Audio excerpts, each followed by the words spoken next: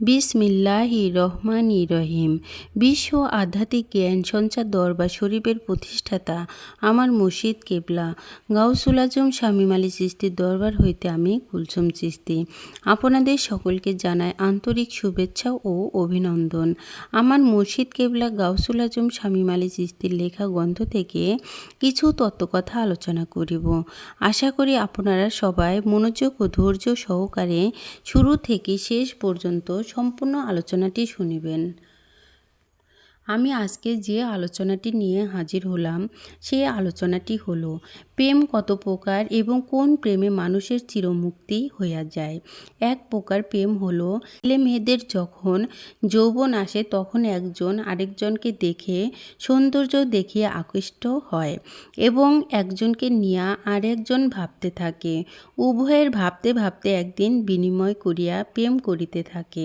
উভয় একদিন বিবাহ শাদী হইয়া গেলে প্রেমের সাথে কাম যোগ হইয়া যায়। এই হলো এক প্রকার প্রেম। এই প্রেমটির নাম হলো কাম প্রেম।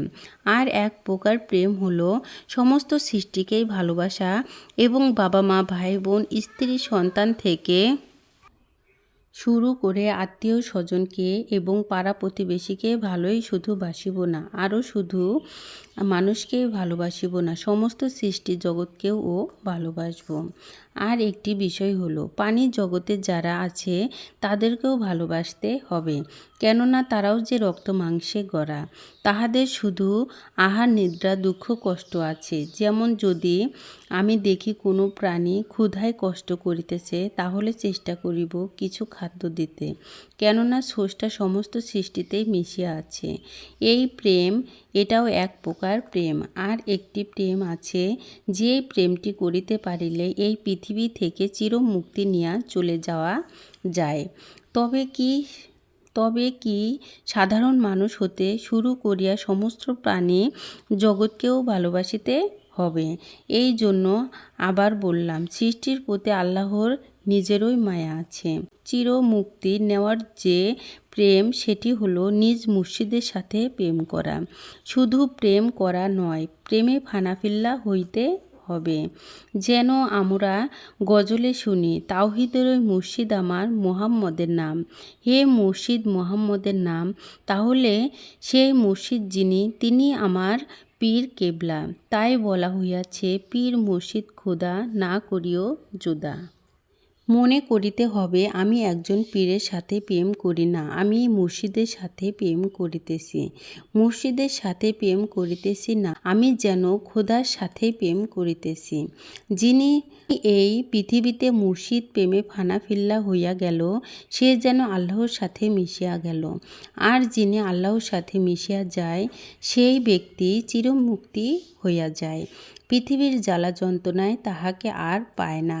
তাই বলে আল্লাহ তাআলা আমাদেরকে এমন প্রেমিক না বানায়া পৃথিবী থেকে বিদায় না দেন। আমি যে আলোচনাটি আপনাদের সামনে করেছি, এই আলোচনাটি আপনাদের কাছে কতটুকু ভালো লেগেছে? যদি ভালো লেগে থাকে তাহলে আমাদের এই চ্যানেলটি সাবস্ক্রাইব করে দিবেন। সামনে আরও ভালো ভালো আলোচনাগুলো পেয়ে যাবেন। সামনে আপনারা কী ধরনের আলোচনা চান আমাদেরকে কমেন্টে জানাবেন। আমরা চেষ্টা করিব আপনাদের পছন্দ মতো আলোচনা নিয়ে আসতে এবং শোনাইতে। আমার এই আলোচনাটি করতে যায়া কথা ভাষার ছন্দে কোনো ভুল হইয়া থাকে, তাহলে আমাকে সুন্দর ও ক্ষমার দৃষ্টিতে দেখিবেন। সকলে আমার জন্য দোয়া করিবেন, আমি যেন আপনাদের সামনে ভালো ভালো আলোচনাগুলো নিয়ে আসতে পারি। সর্বশেষে সকলের চরণে হাত রেখে একটি কথা বলতে চাই, আল্লাহ গোপনেরও গোপন। সে গোপনকে পাইতে হলে একজন কামিল মুর্শিদের কাছে যাইয়া বায়াত গ্রহণ করে সেই গোপন ইবাদত সাধনার মাধ্যমে আল্লাহকে লাভ করিতে হবে। সকলে ভালো থাকবেন, সুস্থ থাকবেন। আল্লাহ হাফেজ।